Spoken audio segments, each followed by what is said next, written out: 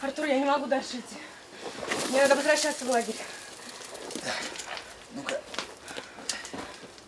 Давай руку. Давай руку. Давай руку, говорю.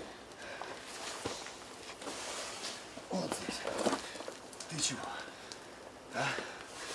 Мы почти у цели. Под палящим солнцем в горах Северной Осетии в эти дни проходят съемки сериала «Скалолазка». Режиссером киноленты выступил Андрей Селиванов, известный зрителю по телевизионному проекту «Склифосовский». В основе сюжета картины лежит история 20-летней девушки, увлекающейся альпинизмом. По воле судьбы Нина, так зовут главную героиню, оказывается в Северной Осетии, где открываются тайны ее прошлого. Второй канал – это более женский канал, да? Поэтому сам жанр, он всегда мелодрама. Там не показывают боевиков. Женщин не интересует, кто из них сильнее. Там должны быть красивые мужчины, красивые женщины. Она его бросила, он за ней, там, ну и все, что связано с мелодрамой. Поэтому это не значит, что люди хотят смотреть вот просто как-то там, я тебе какие-то коммуналки, да, я тебя люблю или не люблю. Все равно все хотят красивую картинку, все равно всем нравятся горы. Все мечтают об этом, все помнят знаменитый русский фильм «Вертикаль». Лучше гор могут быть только горы. Ну, вот поэтому я надеюсь, что довольно широкая аудитория будет. Это будет интересно и молодежи, и людям постарше. По первоначальным планам съемки картины должны были пройти на скалодромах, но позже в сценарий были внесены изменения, что позволило съемочной группе приехать на Кавказ. Мы приехали, посмотрели, и, конечно, мне здесь безумно понравилось. В принципе, я понимаю Бодрова, царство ему небесное, почему он выбрал именно это место для съемок. Главную героиню Нину играет актриса Татьяна Космачева. Образ ее персонажа весьма многогранен. Природная свобода и желание идти вперед и добиваться вершин приводит девушку к разочарованию. Ей предстоит предательство друзей, любимого человека и родителей.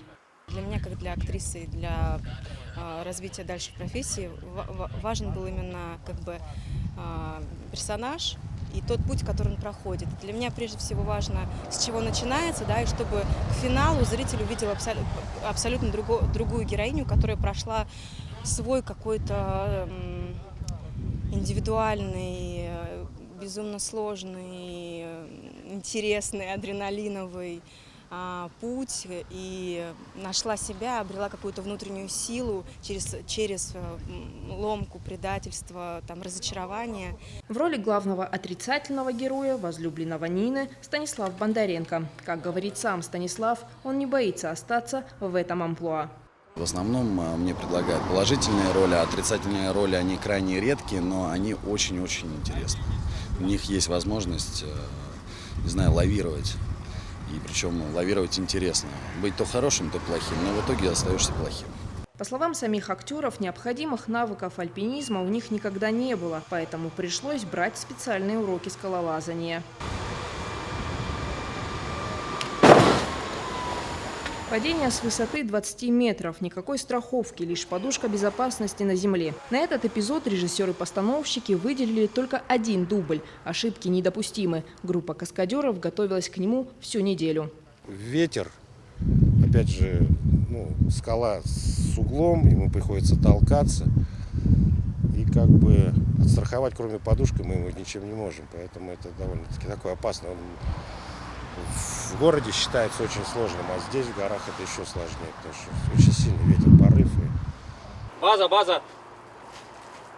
Мы нашли его. Судя по описанию, тот, кого ищем мы.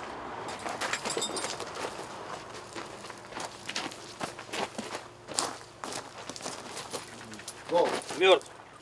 На протяжении всего съемочного процесса актеров сопровождают сотрудники регионального МЧС. Однако спасатели не только обеспечивают безопасность, но и принимают участие в съемках сериала.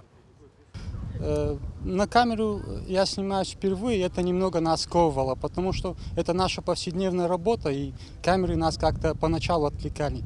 Но потом это как-то прошло, мы просто делали свою работу, как обычно. И хотя действие фильма по большей части проходит в Москве, карта съемок у сериала «Скалолазка» самая разнообразная. Съемочная группа освоила Цейское ущелье, район селения Балта и Феогдон. По предварительным прогнозам, картина выйдет на экраны телеканала «Россия-1» уже в новом году. Земфира Лулаева, Олег Рамонов, Осетия ТВ.